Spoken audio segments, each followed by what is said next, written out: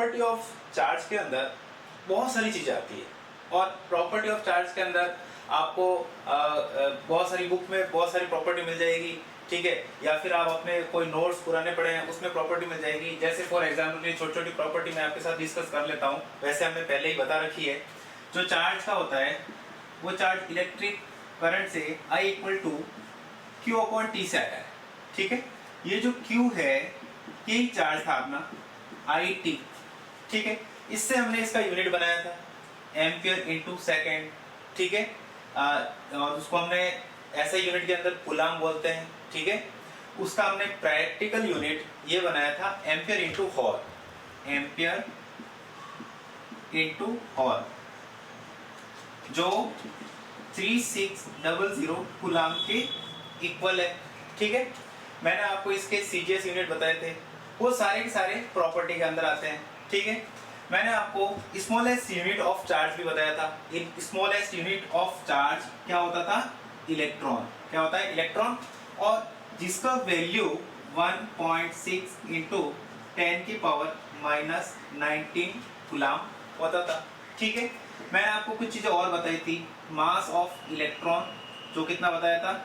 9.1 into 10 की power minus 31 kg। Mass of proton भी बताया था मैंने, 1.6 इंटू 10 की पावर माइनस 27 kg, जो कि लगभग किसके इक्वल लिया था हमने? मास ऑफ न्यूट्रॉन के, ठीक है।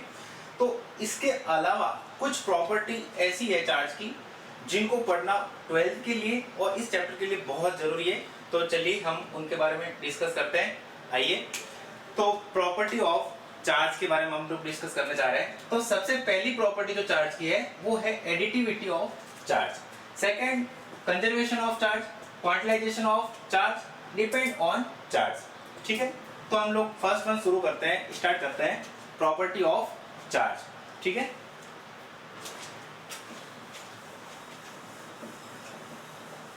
तो प्रॉपर्टी ऑफ चार्ज में सबसे पहली जो प्रॉपर्टी आ रही है एडिटिविटी ऑफ चार्ज। अब चार्ज को ऐड कैसे करें, ये ऐड कैसे होता है चार्ज? तो देखो समझिए, आपने एक मैथमेटिक्स का एक प्रोसेस होता है एल्जेब्रिक सम, नाम सुना होगा एल्जेब्रिक सम।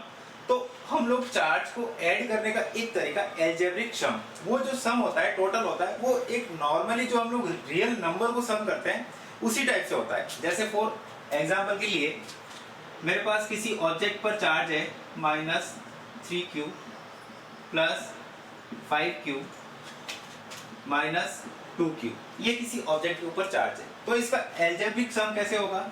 नेगेटिव का 3 और 2 5, पॉजिटिव का 5, 5 माइनस 5 मतलब 0। तो चार्ज क्या आ गया? 0। ये होता है एल्जेब्रिक सम। अगर ये चार्ज 0 आ गया, इसका मतलब ये हुआ कि उस ऑब्जेक्ट पर कोई चार्ज नहीं है, मतलब ये हुआ कि वो ऑब्जेक्ट न्यूट्रल पार्टिकल है। वो कैसा है? न्यूट्रल पार्टिकल है।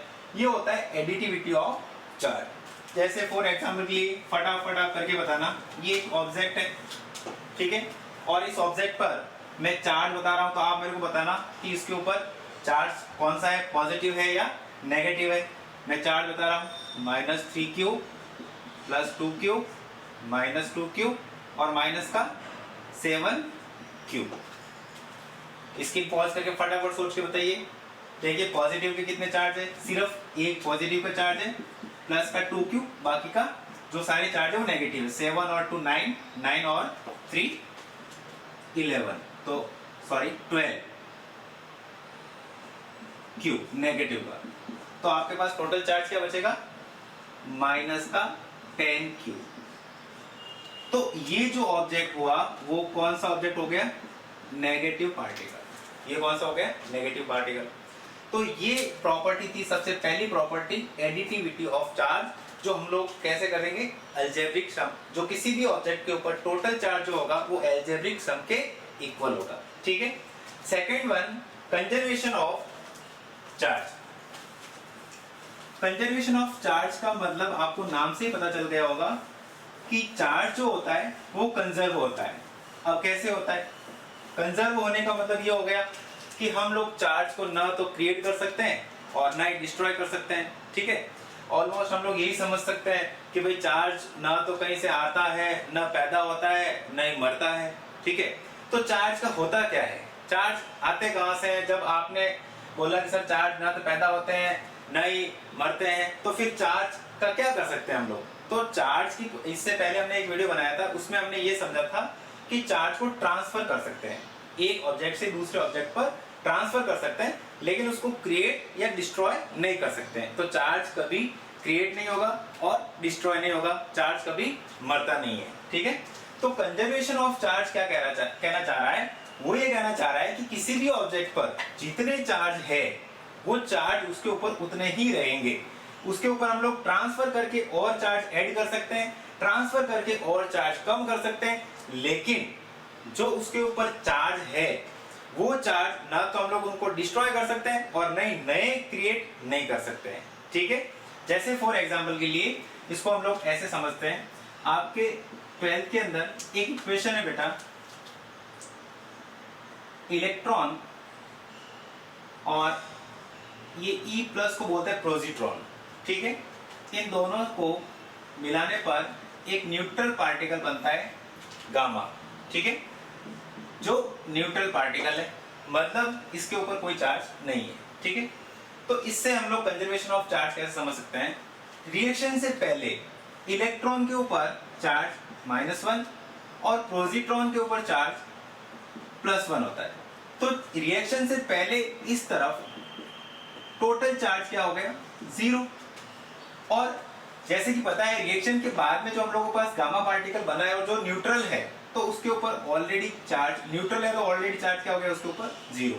तो मतलब ये हुआ कि चार्ज कंजर्व हुआ, पहले ही चार्ज 0 था और उसके बाद में भी चार्ज क्या आ रहा है? 0 आ रहा है। तो चार्ज क्या हो रहा है? कंजर्व हो रहा है। एक और इक्वेशन मैं आपको बता सकता हूँ, इसकी एक और इक्वेशन जो हम लोग न्यूक्लियर वाले चैप्टर में, रेडिएशन जो वाला चैप्टर है न्यूक्लियर वाला, उसमें एटम बम वाली रिएक्शन है, उसमें ये देखते हैं। जैसे यूरेनियम 238 92, अब इसको मैंने तोड़ दिया, एक तो तोड़ा मैंने थोरियम 234 90 और प्लस में ही साथ में एक हीलियम 4 और 2, इसको हम लोग अल्फा पार्टिकल बोलते हैं, ये रिलीज हो जाता है, ठीक है। न्यूक्लियर इक्वेशन है। अब देखिए इसमें चार्ज कंजर्वेशन समझते हैं। तो इस तरफ चार्ज क्या मिल रहा है आपको? 92, ठीक है। और रिएक्शन के बाद में चार्ज थोरियम के ऊपर कितना हुआ? 90, हीलियम के ऊपर कितना चार्ज हुआ? 2, तो टोटल चार्ज कितना हो गया? 92। तो दोनों तरफ वापस चार्ज क्या आ रहा है? 92। मतलब ये हुआ कि चार्ज कंजर्व है और किसी भी ऑब्जेक्ट को डिस्ट्रॉय कर देते हैं तो उसके ऊपर चार्ज डिस्ट्रॉय करने के बाद में चार्ज डिस्ट्रॉय नहीं होता है, वो अलग अलग पार्ट में डिवाइड हुए जो पार्टिकल्स है, ऑब्जेक्ट है, उनके ऊपर डिवाइड हो जाता है, लेकिन चार्ज डिस्ट्रॉय नहीं होता है, ठीक है। इसका मैं एक और अच्छा सा तरीका और बताता हूँ। एक और क्वेश्चन मैं आपको बता रहा हूँ, उससे कंजर्वेशन ऑफ चार्ज आपको ज्यादा अच्छे से समझ में आएगा। सपोज ये एक पार्टिकल है, ठीक है। इस एक पार्टिकल के अंदर ये ए पॉइंट है, ये बी पॉइंट है और यहाँ पे सी पॉइंट है। ए पॉइंट पे जो चार्ज है वो 3q है, बी पॉइंट पे चार्ज है वो -2q है और सी पॉइंट पे जो चार्ज है वो मैं ले रहा हूं 5q, ठीक है। अब देखिए मैंने क्या किया, इसी पार्टिकल पर सेम पॉइंट पर चार्ज की वैल्यू चेंज कर दी। सपोज जैसे A पर मैंने कर दिया 1q, B पे मैंने कर दिया 3q और मैंने आपको C पॉइंट पर चार्ज का वैल्यू पूछ दिया कि find the value of charge at a point C, ठीक है, in this diagram, in this condition, ठीक है। तो हमें कंजर्वेशन ऑफ चार्ज के लॉ को फॉलो करना है। कंजर्वेशन लॉ क्या कह रहा था कि किसी ऑब्जेक्ट के ऊपर जितना चार्ज है वो तो उतना का उतना रहेगा ही रहेगा। तो इससे एक चीज, इस क्वेश्चन को आप फटाफट सॉल्व करके बताइए, पॉज करके, स्क्रीन पॉज करके आप फटाफट सॉल्व करके बताओ कि सी पॉइंट पे कितना चार्ज आएगा। ठीक है, चलिए ये देखो, इस क्वेश्चन को करने का तरीका हमें पता है कि जो total initial charge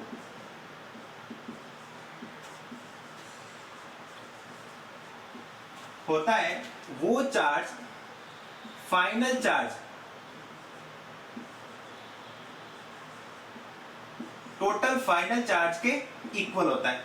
total initial charge equal to total final charge, दोनों इक्वल होते हैं। ठीक है, जब चार्ज पहले का जो था वो का वो बाद में है, तो मैं पहले इनिशियल चार्ज, इसी क्वेश्चन के अंदर टोटल इनिशियल चार्ज कितना था, 3 और 5 8 में से 2 गया तो 6q, इनिशियल चार्ज मेरे पे 6q था और वो भी पॉजिटिव का। ठीक है, तो अब फाइनल चार्ज कितना पता, मैंने पोजीशन चेंज कर दी। ठीक है, तो 1 और 3 4 और इसके ऊपर सपोज मैं x ले लेता हूं। ठीक है, तो 4q प्लस x, सॉल्व करके x का वैल्यू निकाल लो। तो x इक्वल टू कितना आ जाएगा, 4 उधर चला जाएगा तो 6 में से 4 जाएगा तो कितना बचेगा, 2q। तो C पर अगर मैं A पॉइंट पर 1q 3q की जगह 1q कर देता हूं, माइनस 2q की जगह 3q कर देता हूं, तो 5q की जगह कितना आ जाएगा, 2q। ठीक है, तो कंजर्वेशन ऑफ चार्ज जो होता है वो आइसोलेटेड सिस्टम में होता है। किस सिस्टम में होता है, आइसोलेटेड सिस्टम में। किसी भी ऑब्जेक्ट के ऊपर जो चार्ज और कंजर्वेशन होता है वो आइसोलेटेड सिस्टम में होता है। और एडिटिविटी ऑफ चार्ज के अंदर किसी भी ऑब्जेक्ट के ऊपर जो चार्ज ऐड होते हैं वो रियल नंबर की तरफ होते हैं और अलजेब्रिक सम की तरह होते हैं। ठीक है, हम नेक्स्ट पॉइंट की बात कर रहे हैं, क्वांटिलाइजेशन ऑफ चार्ज। ये बहुत ही अच्छा टॉपिक है और इसके ऊपर अच्छे क्वेश्चन बनते हैं, बोर्ड में भी पूछे जाते हैं और कंपटीशन एग्जाम में भी इसके ऊपर अच्छे क्वेश्चन बनते हैं। तो आप इस पॉइंट को अच्छे से समझना। देखिए, क्वांटाइजेशन ऑफ चार्ज क्या होता है।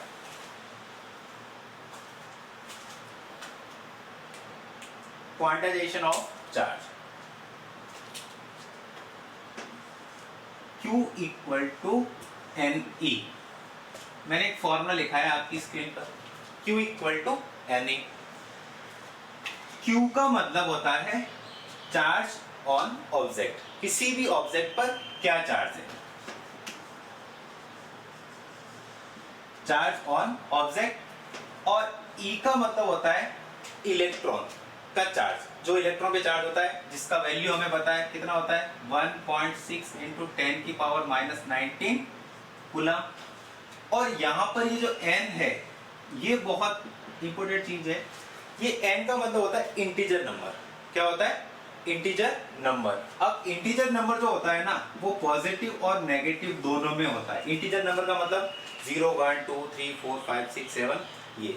अब ये क्या कहना चाह रहा है, क्वांटिलाइजेशन ऑफ चार्ज, और ये मैंने फॉर्मूला लिखा, ये कहना क्या चाह रहा है, ये कहना चाह रहा है कि किसी ऑब्जेक्ट के ऊपर चार्ज, ठीक है, any object, the total charge of any object is equal to the number of electrons, the number of electron by integer. Integer के साथ जितने उसके ऊपर इलेक्ट्रॉन है उन दोनों का जो टोटल होता है वो किसी भी ऑब्जेक्ट के ऊपर चार्ज होगा। ठीक है, तो नंबर ऑफ टोटल इलेक्ट्रॉन किसी भी एनी ऑब्जेक्ट पर क्या होगा, number of electron into integer number, और वो भी पॉजिटिव और नेगेटिव में। ठीक है, तो देखिए इसको समझते हैं। जैसे फॉर एग्जांपल के लिए आप एक चीज बताइए, जैसे मेरे पास ये एक न्यूट्रल पार्टिकल है, इस न्यूट्रल पार्टिकल को मैंने क्या किया, यहां से कट कर दिया। ठीक है, जैसे मैं इसको यहां से कट कर रहा हूं तो ये ए पोर्शन बन जाता है, ये बी पोर्शन बन जाता है। तो अब आप सोच के बताइए कि ए पोर्शन पर, ए जो पोर्शन है इसके ऊपर कौन सा चार्ज आएगा, बी पोर्शन पर कौन सा चार्ज आएगा, सोचिए। ए पोर्शन पर जो चार्ज आएगा मेरे हिसाब से आना चाहिए पॉजिटिव, या फिर बी पर आना चाहिए पॉजिटिव, या फिर ए पर नेगेटिव, या फिर बी पर नेगेटिव। मेरे को तो ऐसा ही लग रहा है, आप बताइए। या फिर दोनों पे ही न्यूट्रल। कि ये भी सर न्यूट्रल रहेगा, ये भी न्यूट्रल रहेगा। तो आई थिंक जो लास्ट वाला ऑप्शन हमने बताया है कि ए और बी जो दोनों पोर्शन है वो दोनों ही न्यूट्रल होने वाले। क्यों? क्योंकि ये पहले पूरा जो ऑब्जेक्ट था वो न्यूट्रल ही था, और न्यूट्रल के हमने इक्वल पार्ट करे या इक्वल नहीं करे, चाहे इक्वल पार्ट में उसको डिस्ट्रीब्यूट करो चाहे मत करो, पहले ऐसे अगर वो न्यूट्रल है तो उसके बाद में भी वो न्यूट्रल ही रहने वाले हैं, उनके ऊपर कोई चार्ज कहीं से आने वाला नहीं है, तो वो न्यूट्रल पार्टिकल ही रहेगा। ठीक है। अब क्वांटलाइजेशन ऑफ चार्ज क्या कह रहा है कि किसी ऑब्जेक्ट पर जो चार्ज है, टोटल चार्ज है, वो इलेक्ट्रॉन के नंबर ऑफ इंटीजर नंबर के मल्टीप्लाई होगा, इंटीजर नंबर के मल्टीप्लाई होगा। अब इसको मैं आपको एक एग्जांपल के जरिए से समझाता हूं। जैसे फॉर एग्जांपल के लिए ये एक पार्टिकल है ए, ये एक पार्टिकल है बी, ठीक है, दोनों न्यूट्रल है। ध्यान से सुनना, दोनों ही क्या है? न्यूट्रल पार्टिकल है। ठीक है। मैंने क्या किया, इस ए पार्टिकल से 50 इलेक्ट्रॉन बी पार्टिकल पर ट्रांसफर कर दिए। 50 इलेक्ट्रॉनों का क्या कर दिया? A particle to B particle transfer कर दिए। ठीक है। तो भाई आ गए इधर 50 इलेक्ट्रॉन। अब आप मेरे को बताइए कि मैं पहले ही मेरे पास दोनों पार्टिकल ए और बी न्यूट्रल थे, ए से मैंने बी पर ट्रांसफर कर दिए, तो ए पर कौन सा चार्ज आएगा, बी पर कौन सा चार्ज आएगा? सोच के बताइए जरा। तो मेरे हिसाब से दोनों न्यूट्रल होने चाहिए, क्योंकि हमने इससे पहले जो क्वेश्चन लिया था कि किसी ऑब्जेक्ट का सर अगर तोड़ते हैं तो ए और बी दोनों ही न्यूट्रल होते थे, यहाँ पे भी ए बी ही है, तो दोनों ही न्यूट्रल होने वाले। दोनों ही न्यूट्रल होंगे ना? नहीं होंगे, दोनों न्यूट्रल नहीं होंगे। ए और बी पहले जरूर न्यूट्रल थे, लेकिन ए से मैंने 15 इलेक्ट्रॉन बी को दे दिए हैं। कितने दे दिए हैं? 15 इलेक्ट्रॉन बी को दिए हैं। तो बी और ए 15 इलेक्ट्रॉन दे दिए हैं, तो इसमें इलेक्ट्रॉन की कुछ कमी हुई है। ठीक है, इसमें इलेक्ट्रॉन कम हुए हैं, इसमें इलेक्ट्रॉन बढ़ गए हैं, तो दोनों ही न्यूट्रल नहीं होंगे। किसी भी कंडीशन में दोनों ही न्यूट्रल हम लोग नहीं कर सकते। तो ए के ऊपर इलेक्ट्रॉन ट्रांसफर हुए, मतलब इलेक्ट्रॉन यहाँ से चले गए, और इलेक्ट्रॉन के ऊपर कौन सा साइन होता है? नेगेटिव। तो इसका मतलब ये हुआ कि नेगेटिव यहाँ पे कम हो गए, तो यहाँ पे पॉजिटिव हावी हो जाएगा, और यहाँ पे पॉजिटिव इंक्रीज हो जाएंगे, तो ए पार्टिकल हमारा बन जाएगा पॉजिटिव। और बी जो पार्टिकल था, इस पर इलेक्ट्रॉन आए हैं, इसने इलेक्ट्रॉन ग्रहण करे हैं, एक्सेप्ट करे, लिए हैं, तो यहाँ पे इलेक्ट्रॉन हावी हो जाएगा, इलेक्ट्रॉन इंक्रीज हो जाएंगे, तो ये बी वाला पार्टिकल क्या बन जाएगा? नेगेटिव। क्या बन जाएगा? नेगेटिव। चलो एक सेकंड के अंदर फटाफट क्वेश्चन पूछ रहा हूं, मेरे को फटाफट जवाब देना, 1 मिनट के अंदर, 1 सेकंड के अंदर आंसर आ जाना चाहिए। सेम क्वेश्चन पूछ रहा हूं, ठीक है। चलिए मैं क्या कर रहा हूं, ए पार्टिकल से अगर मैं 2.5 इलेक्ट्रॉन अगर बी पार्टिकल को दे रहा हूं, ए पार्टिकल से कितना इलेक्ट्रॉन दे दिया मैंने? 2.5 इलेक्ट्रॉन किसको दिया मैंने? बी को दिया है। तो अब आप बताइए कि ए पार्टिकल और बी पार्टिकल पे कौन सा चार्ज आएगा, फटाफट बताइए। ठीक है, चलिए सोच लिया, अब देखते हैं कितने का राइट है। अब सबने सोचा होगा सर 2.5 इलेक्ट्रॉन ए से बी को दे रहे हैं, तो वैसे यहाँ पे 15 इलेक्ट्रॉन इधर से इधर दिए थे, तो यहाँ पे इलेक्ट्रॉन तो कम हुए ही, तो मतलब यहाँ पे पॉजिटिव तो नेसेसरी है, और इधर यहाँ पे इलेक्ट्रॉन ज्यादा हुए तो यहाँ पे नेगेटिव नेसेसरी है। ठीक है, लेकिन बेटा ये दोनों ही गलत है, दोनों ही गलत है। कैसे गलत है?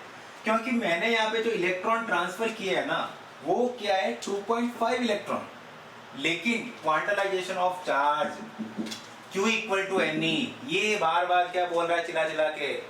ये यही चीज बोल रहा है कि किसी भी ऑब्जेक्ट के ऊपर जो चार्ज होता है वो इलेक्ट्रॉन का इंटीजर नंबर मल्टीप्लाई होता है, इलेक्ट्रॉन का इंटीजर नंबर मल्टीप्लाई होता है, चाहे प्लस माइनस में हो।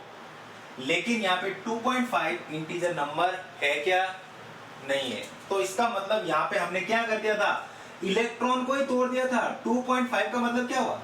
2.5 मतलब दो तो पूरे इलेक्ट्रॉन आ गए, और आधा इलेक्ट्रॉन हमने और ले लिया। तो इलेक्ट्रॉन को हमने पहले ही बोला था कि electron smallest unit of charge. Electron क्या है? स्मॉलेस्ट यूनिट ऑफ चार्ज, सबसे छोटा चार्ज है, तो उसको और तो तोड़ सकते नहीं हम।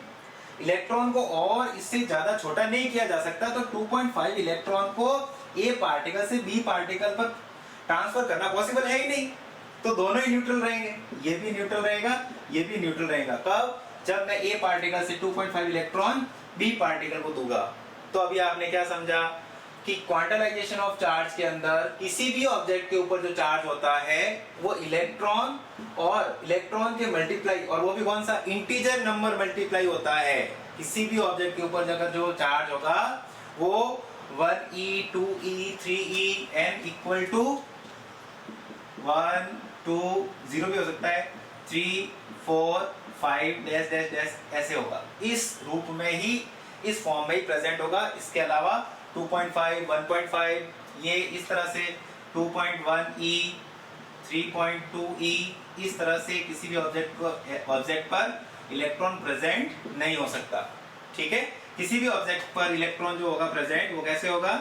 1e 2e 3e 4e इस तरह से हो सकता है, इस तरह से नहीं हो सकता, क्योंकि electron smallest unit of charge है, सबसे छोटा यूनिट है चार्ज का। ठीक है, क्वांटाइजेशन ऑफ चार्ज समझ में आ गया बिल्कुल। ठीक है, कंजर्वेशन ऑफ चार्ज समझ में आ गया, एडिटिविटी ऑफ चार्ज समझ में आ गया। ठीक है, इसके साथ मैं आपको एक छोटा सा पॉइंट और बताना चाहूंगा। जैसे मेरे पास मान लीजिए ये ए पोर्शन है, ये इधर वाला जो है ये पार्टिकल ए है, और इसके पास में एक पार्टिकल है वो बी है। ठीक है, और ए पार्टिकल पर हमने इलेक्ट्रॉन ट्रांसफर किए, कुछ भी किया, ए पर मैं पॉजिटिव लेके आ गया और बी पर मैं नेगेटिव लेके आ गया। ठीक है, अब यहाँ पे छोटी सी चीज मैं आपको बताना चाहूंगा कि जब किसी भी पार्टिकल पर पॉजिटिव होता है, ठीक है, तो इसका मतलब ये हुआ कि पॉजिटिव है, इसका मतलब उसने इलेक्ट्रॉन को बाहर निकाला है, इलेक्ट्रॉन को फेंक दिया, डिस्ट्रॉय हुए उसमें से इलेक्ट्रॉन निकले हैं, उसने इलेक्ट्रॉन एक्सेप्ट नहीं किए, उसने बाहर निकाले। तो इलेक्ट्रॉन यहाँ से बाहर गए हैं, तो इस ए पार्टिकल के मास में, इसके अंदर मास में थोड़ा सा डिक्रीमेंट होगा, थोड़ा सा मास इसका कम होगा, क्योंकि इससे इलेक्ट्रॉन गए हैं तब जाके इसके ऊपर पॉजिटिव आया है। और बी वाला जो पार्टिकल है इसने इलेक्ट्रॉन एक्सेप्ट करे हैं, चाहे किसी से भी करो, बी वाले पार्टिकल ने इलेक्ट्रॉन लिए हैं तब जाकर इसके ऊपर क्या आया था? नेगेटिव साइन आया था। तो इसका मास पहले के कंपेयर में थोड़ा सा इंक्रीज हो जाएगा। ठीक है, इलेक्ट्रॉन जैसे ही निकलते हैं तो इसका मतलब हुआ उसका मास थोड़ा सा कम होगा, क्योंकि उसने इलेक्ट्रॉन दिए हैं तो उसके ऊपर पॉजिटिव चार्ज आया। और जब भी इलेक्ट्रॉन को अगर एक्सेप्ट करता है, ग्रहण कर रहा है, ले रहा है, तो उसमें इलेक्ट्रॉन इंक्रीज हो रहे हैं, तो मास भी उसका थोड़ा सा इंक्रीज होगा। ठीक है, दैट्स इट, कोई प्रॉब्लम नहीं। ठीक है, अब लास्ट वाले पॉइंट की बात कर रहा हूं मैं, डिपेंडेंट ऑन चार्ज। तो जो चार्ज होता है भाई, ये खास करके जो मैंने पॉइंट लिखा है वो मैंने स्पीड के लिए लिखा है, तो मैं स्पीड के साथ इसको कंपेयर करना चाहूंगा कि जो मास होता है, कोई भी ऑब्जेक्ट का मास जो होता है वो स्पीड के साथ डिपेंड होता है या नहीं होता है। पहले तो आप ये चीज बता दीजिए मेरे को, 11th क्लास में आपने पूरा पढ़ा है कि किसी भी ऑब्जेक्ट का जो मास होता है ना वो स्पीड पर डिपेंड करता है या नहीं करता है? तो करता है, सिंपल सा। ठीक है, हमने 11 में भी पढ़ा है, किसी भी ऑब्जेक्ट का मास है वो उसकी स्पीड पर डिपेंड करता है। ठीक है, लेकिन ये जो चार्ज की बात करते हैं हम लोग, तो चार्ज जो होता है वो स्पीड पर डिपेंड नहीं करता।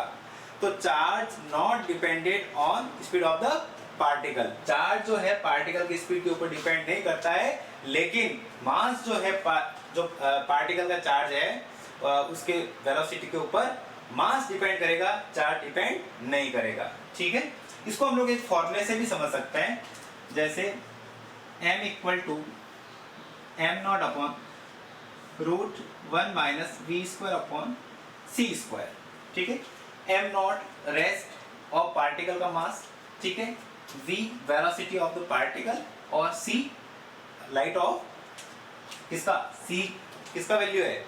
c का मतलब क्या है? Velocity of light. ठीक है, ये तो आप शुरू से पढ़ते हुए आ रहे हैं, जिसका वैल्यू कितना होता है? 3 × 10⁸ मीटर पर सेकेंड, वेलोसिटी ऑफ लाइट।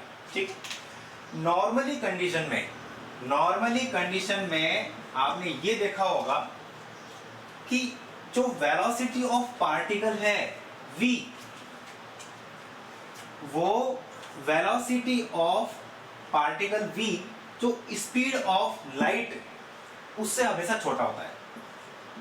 तो c very very greater than v, मतलब योर स्पीड ऑफ लाइट जो है वो 3 × 10⁸ मीटर पर सेकंड होती है, और हम लोग किसी भी पार्टिकल की वेलोसिटी स्पीड ऑफ लाइट के इक्वल नहीं ले सकते।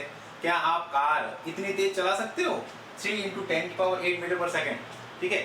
सूरज से जो प्रकाश की किरण निकलती है, जो लाइट निकलती है ना, उसको अर्थ तक पहुंचने में कुछ सेकंड लगते हैं, चंद सेकंड के अंदर यहाँ पे आ जाती है। और हम लोगों को यहाँ से अपने घर जाने में भी, अगर बाइक लेके जाएं या कार लेके जाएं या एरोप्लेन लेके जाएं ना, तो भी घंटों लग जाते हैं। तो इन दोनों की वेलोसिटी को इक्वल तो हम लोग कभी कंपेयर कर ही नहीं सकते। तो इसलिए वेलोसिटी ऑफ पार्टिकल जो स्पीड ऑफ लाइट के कभी इक्वल नहीं हो सकता। तो जनरली नॉर्मली केस में क्या होता है, स्पीड ऑफ लाइट जो होता है वो बहुत बहुत ज्यादा बड़ा होता है किससे? वेलोसिटी ऑफ पार्टिकल से, ठीक है। तो जो मास होता है, किसी भी पार्टिकल का मास होता है, वो स्पीड ऑफ पार्टिकल पर डिपेंड करता है। स्पीड की, पार्टिकल की स्पीड क्या है उसके ऊपर डिपेंड करेगा। अब बात करते हैं हम इलेक्ट्रॉन की चार्ज की, ठीक है।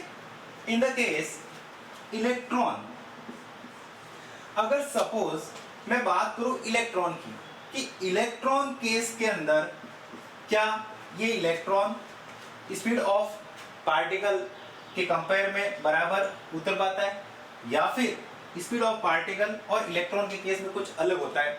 देखिए समझिए, मैं एक छोटा सा एग्जांपल से बता रहा हूं।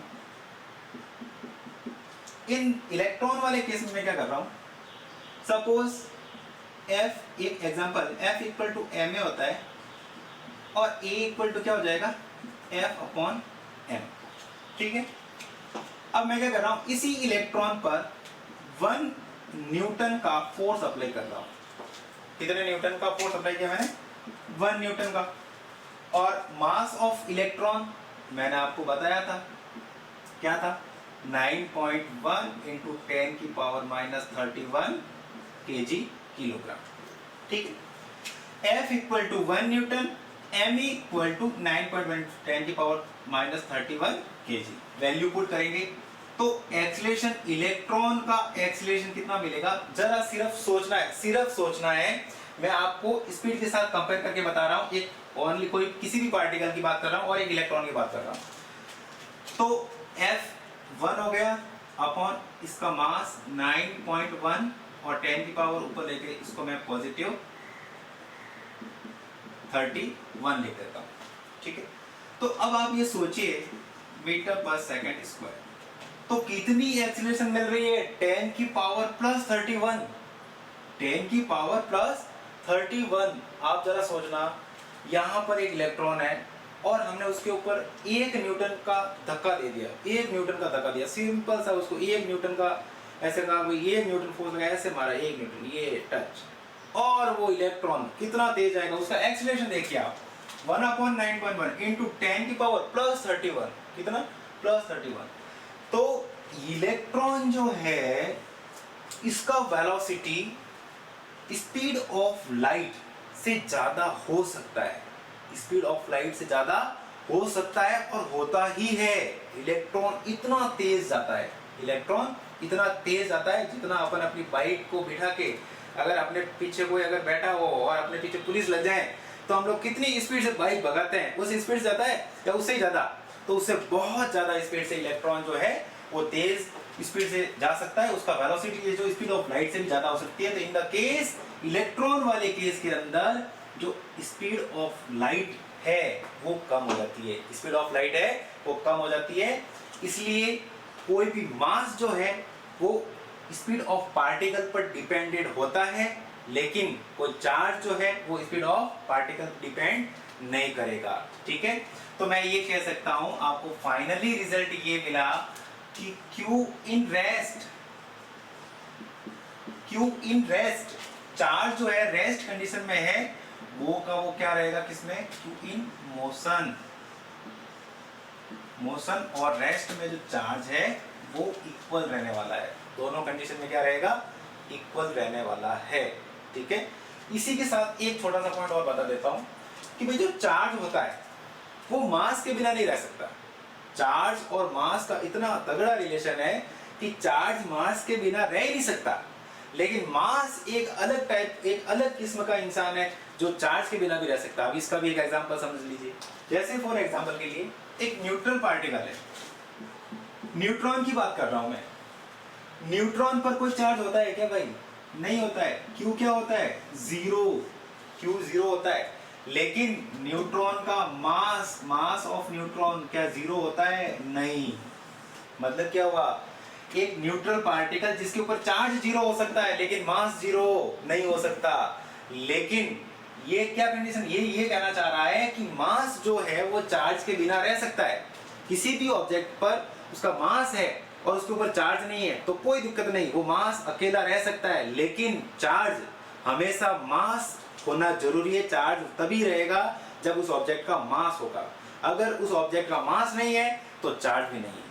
अगर मास है तो उसके ऊपर चार्ज हो सकता है, और अगर चार्ज नहीं है तो कोई दिक्कत नहीं, लेकिन मास हो सकता है। ठीक है, तो मास जो है वो सीधा सीधा चार्ज के ऊपर डिपेंड नहीं करेगा। किसी भी ऑब्जेक्ट का मास हो सकता है, चार्ज नहीं है तो भी कोई दिक्कत नहीं, लेकिन चार्ज जो है वो मास के ऊपर डिपेंड करता है, लेकिन स्पीड ऑफ पार्टिकल पर डिपेंड नहीं करता है चार्ज। ठीक है, चलिए, okay, thank you, good bye.